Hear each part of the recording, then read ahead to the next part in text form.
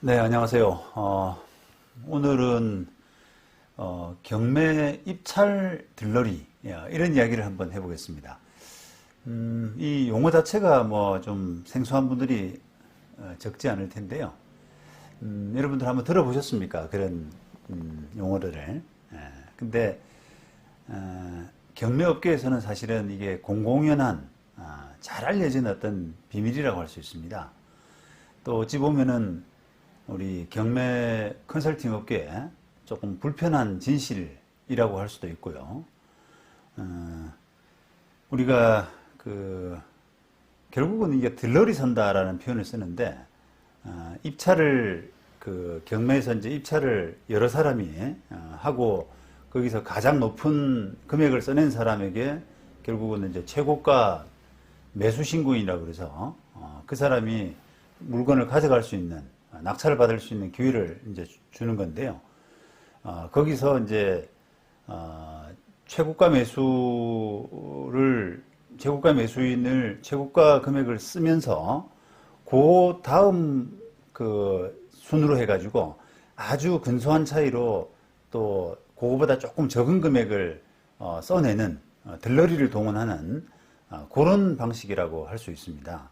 뭐 예를 들어서 컨설팅 업체에서 어떤 A라는 고객을 자문을 해가지고 이 아파트가 지금 뭐 여러 가지 물건도 좋고 한데 가격은 한 14억 원 정도를 쓸 필요가 있다라고 해서 다소 시세보다는 조금 높은 금액을 이제 권유를 하죠.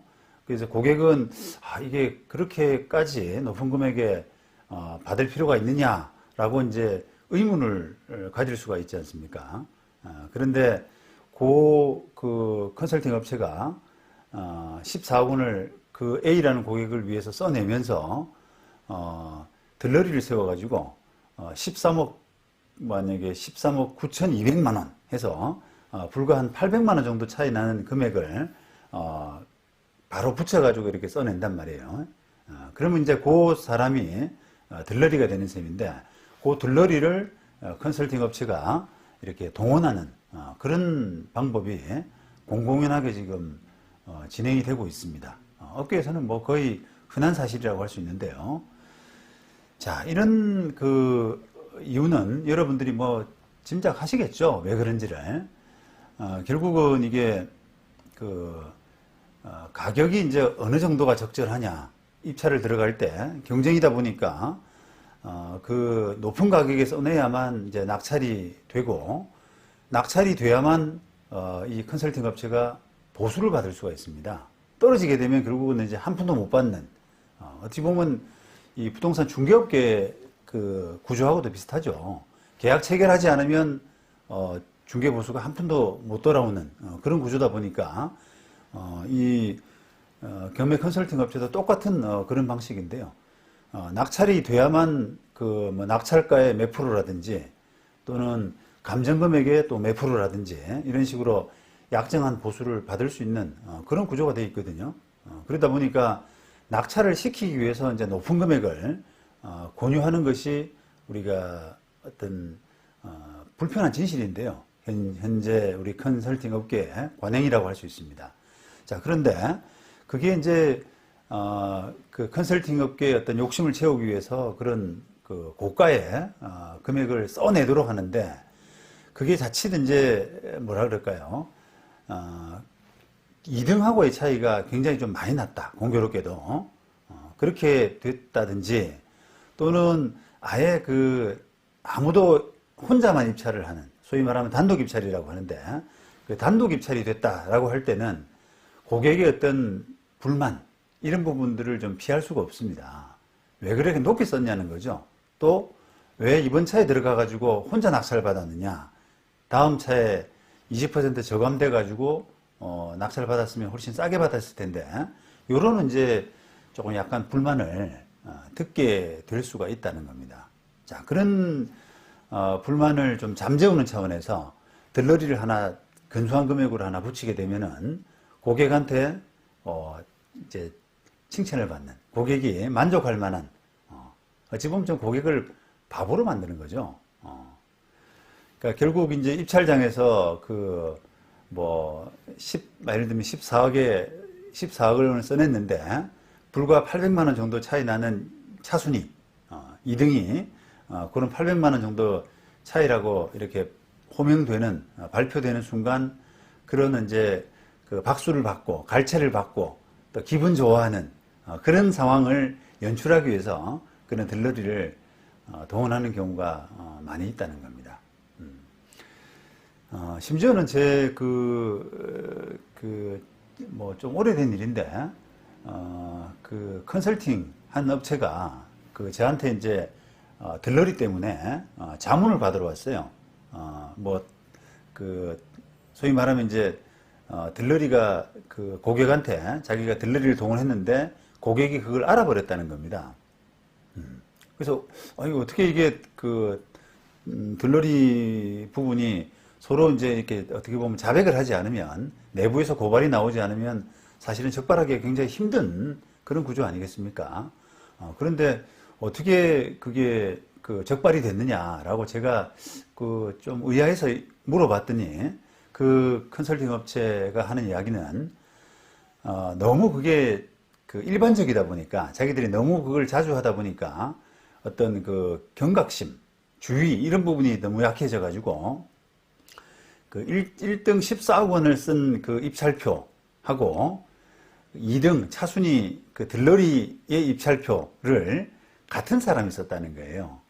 그래서 필체가 경매 기록에 그대로 남아가지고, 그게 어쩔 수 없이 고객한테 그게 발각이 되는 바람에 인정할 수밖에 없는 그런 구조가 됐다는 겁니다. 그래서 이런 사례를 보면서 참 얼마나 이게 만연됐으면, 그런 관행이 만연됐으면 이렇게 한 사람이 예를 들면 컨설팅 업체 직원을 따로따로 시켜가지고 입찰표를 써야 되는데, 얼마나 그게 이제 일반화됐으면 같은 사람이 그냥 대충 쓰고 그거를 사람만 내보내는 그런 식으로 했을까라는 생각이 그때 많이 들었었습니다. 굉장히 씁쓸한 사건이었는데요. 자, 근데 지금까지도 그게 이제 고쳐지지 않고, 그게 암암리에 그게 되고 있는 현실인데, 자, 그게 이제 왜 그러냐라고 이제 따져보게 되면, 사실 우리가 그런 일단은 입찰 들러리라고 하는 부분이 아까 말씀드린 것처럼 구조적으로 밝혀내기가, 입찰 들러리를 했다라고 하는 부분이 밝혀지기가 어렵습니다. 말씀드린 것처럼 내부적으로 어떤 고발이 나온다든지 하는 그런 경우가 아니라면, 그거는 외부에서 밝혀낸다는 것은 사실은 굉장히 어렵거든요.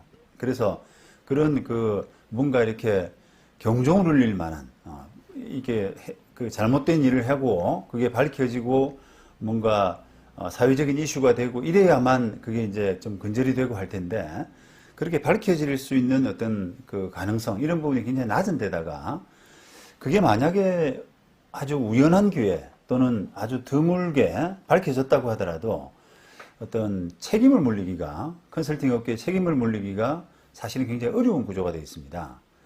일단 그걸 형사적인 문제, 어떻게 보면 좀 고객 입장에서는 쏘갔다, 사기당했다, 이렇게 이야기도 할 수 있잖아요. 그런데 그걸 들러리를 세웠다 그래가지고 당연히 그게 사기가 되느냐라고 하기도 현실적으로는 쉽지가 않은 거고요.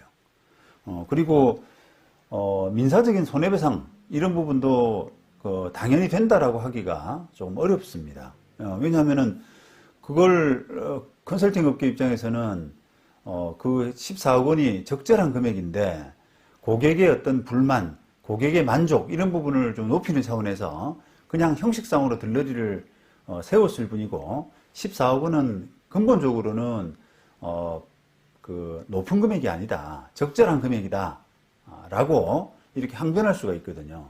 그러면 고객이 이제 그 컨설팅 업체에 대해서 손해배상 책임을 부담시키기 위해서는 그게 경매 컨설팅 계약이라고 하는 차원에서 그게 굉장히 무리한 금액을 써내므로써 고객에게 손해를 입힌 이런 행위, 소위 말하면 이제 계약 불이행 책임이라든지 또는 불법 행위 책임 이런 부분이 있어야 되는데 그게 14억 원이라는 금액이 너무 과도하다라고 하는 그런 그 부분이 없는 한은 그런 이제 손해배상 책임까지 가기는 현실적으로 어렵다는 겁니다. 자, 그래서 이런 그 들러리 관행들이 지금 계속되고 또 암암리에 지금 계속 어떻게 보면 좀 이어지고 있는 그런 상황인데 지금 뭐 어차피 밝혀진다고 하더라도 그게 어떤 민형사 책임을 묻기도 힘든 그런 상황이라 그러면 결국은 고객이 주의할 수밖에 없는 고객이 스스로 자기 기준을 가지고 너무 무리하지 않게끔 너무 이렇게 분위기에 휩쓸려서 그런 무리하지 않게끔 하는 자중, 자제 이런 부분들이 기본적으로는 제일 필요하다라고 생각이 됩니다.